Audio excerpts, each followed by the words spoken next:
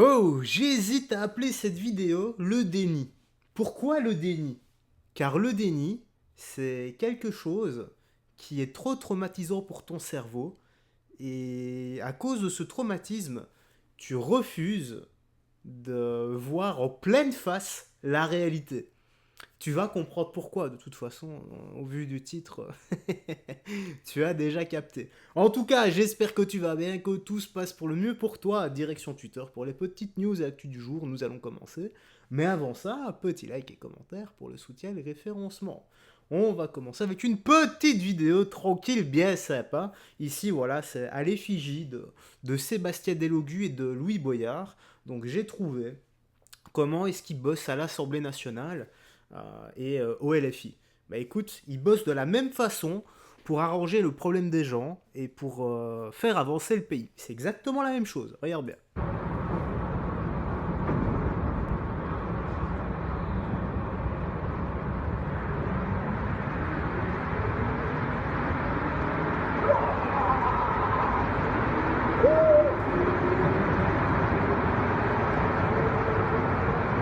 Voilà. Et 7 ou 8 000 boules par mois quand même. Oui, 7 à 8 000 boules par mois quand même. Voilà, rien que ça. Bon, voilà. Voilà ce qu'est le déni. Là, on est en plein dedans. T'es pas prêt. Tu l'as peut-être déjà vu, hein. Mais moi, j'étais pas prêt. Je te garantis. Check-moi ça. Une vidéo de moi est actuellement utilisée sur des médias d'extrême droite et il est absolument hors de question que je reste silencieuse face à ça. Très récemment, j'ai posté sur les réseaux sociaux une vidéo où je dénonce l'harcèlement que les femmes subissent au quotidien dans la rue, que je subis. Mais aujourd'hui, cette vidéo a été republiée et utilisée sur des comptes d'extrême droite pour alimenter une vague raciste. Et ça, je ne l'accepte pas du tout. Pour être clair, cette vidéo dénonçait le comportement de certains hommes dans la rue, des hommes de toutes les origines, y compris des hommes blancs, harcèlent dans la rue, ou encore sur les réseaux sociaux, comme moi j'en fais les frais depuis maintenant 2 ans. Ce n'est absolument pas une question d'origine, mais uniquement une question de comportement. Utiliser mon image pour la détourner de son contexte et pour propager un discours qui est très loin d'être le mien, et en plus qui est un discours de haine, est absolument une honte. Pour conclure, mon message est très simple. L'harcèlement est un problème universel, pas une excuse pour nous diviser. Bonne journée. Alors, ce qu'elle dit, c'est très très très très beau. Hein. Le souci étant qu'on est forcé de constater les chiffres.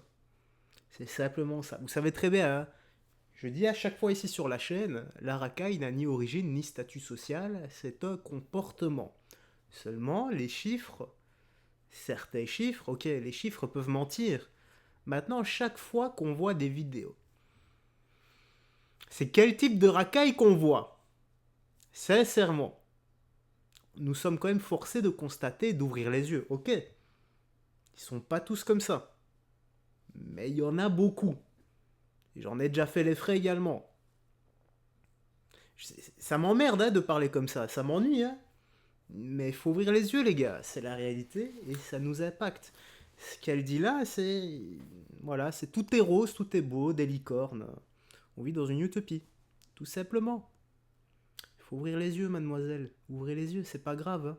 Il y a 2 types de pilules dans la vie. Choisissez la bonne. Soit vous dormez, voilà, vous descendez bien au fond avec le lapin blanc, soit vous ouvrez les yeux et vous arrêtez d'être dans le déni.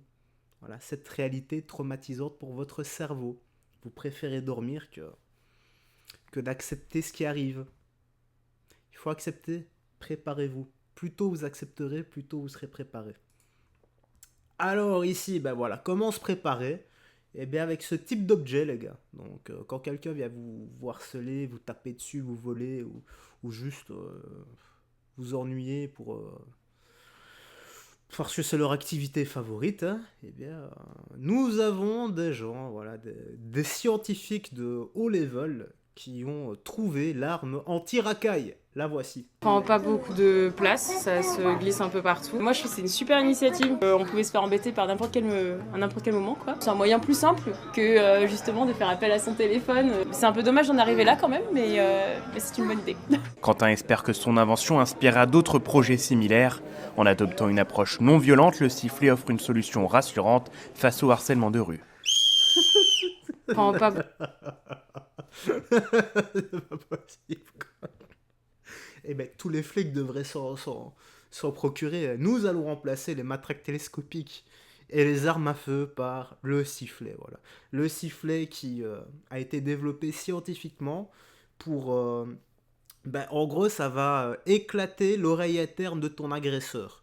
Voilà, c'est un sifflet intelligent, doté d'une...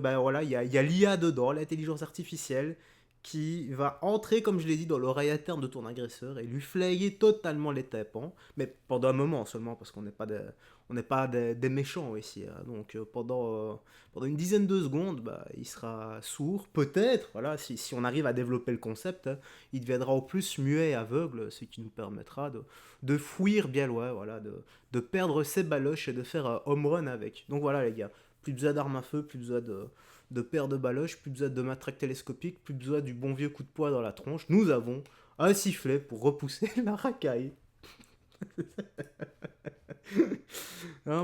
Écoutons ce discours, qui est également crieur de vérité. J'ai trouvé une contradiction totale entre le fait de vivre en adéquation avec mon sang et le fait de vivre sur ma terre. En vérité, aujourd'hui, c'est impossible, et je défie quiconque de me le montrer, c'est impossible de vivre libre en France. C'est impossible de vivre selon les valeurs de notre sang. C'est impossible de transmettre l'héritage de nos ancêtres sur cette terre. C'est impossible.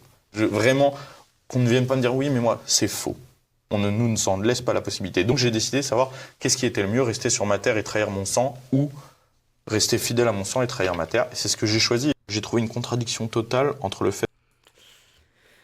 Baptiste Marché, trahir son sang ou sa terre. C'est difficile, hein. C'est difficile de répondre, et quand il répond, c'est encore plus difficile d'agir. Donc bravo à lui parce qu'il a agi. Alors, voici, elle se fait agresser et voler, mais reste persuadée que les agresseurs maghrébins sont des victimes. Bon, on s'en fout, on vire le mot maghrébin, même si je dis, il y a des chiffres, je ne les conteste pas. Et on va remplacer par racaille, voilà, c'est mieux. Maintenant, regardez bien le niveau de déni, encore une fois. En effet, dans cette vidéo, j'évoquais le vol dont j'ai été victime il y a quelques mois. Un vol qui, bien qu'il n'ait pas été extrêmement violent, a quand même été assez perturbant. J'ai été agressée par 2 hommes qui m'ont quand même poussé contre un mur, qui m'ont fouillé dans mes poches de pantalon, de veste, qui m'ont touché, pas agressé sexuellement, mais qui m'ont donc malmenée, je veux dire, et qui m'ont assez intimidée. Ça s'est passé juste devant chez moi, c'était quand même assez perturbant. Et que j'étais dans l'obligation, entre guillemets, si on me le demandait, de reconnaître que c'était 2 jeunes hommes maghrébins.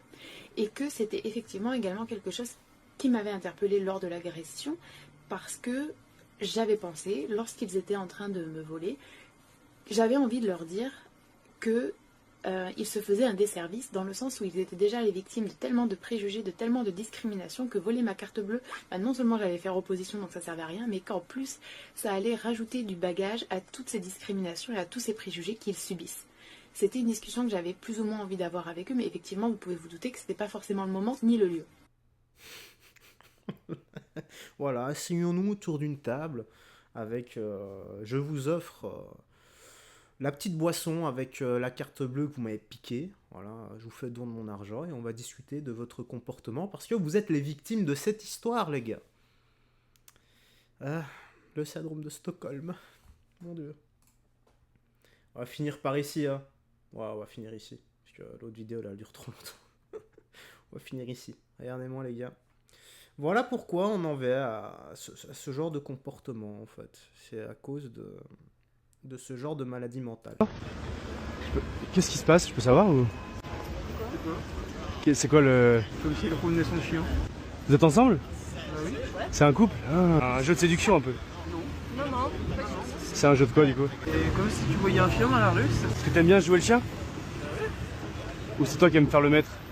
Juste c'est un chien, moi dans mon ancienne vie j'étais un loup, donc oui, du coup c'est encore comme un loup. D'accord. J'ai cru que c'était un petit jeu de séduction entre vous, genre. Non.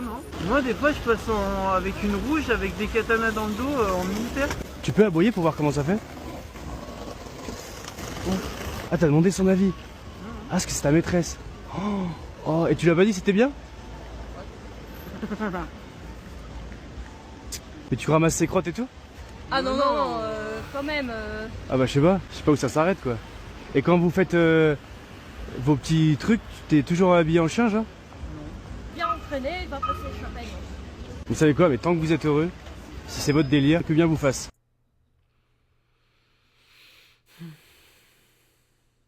Je ne sais pas quoi dire, les gars. Je ne sais pas quoi dire. Entre le déni et la maladie mentale. Voilà. Ça en est trop pour moi. Prends bien soin de toi, des gens que tu aimes et que Dieu te bénisse. Je me casse, ça va pas, ça va pas, ça va pas.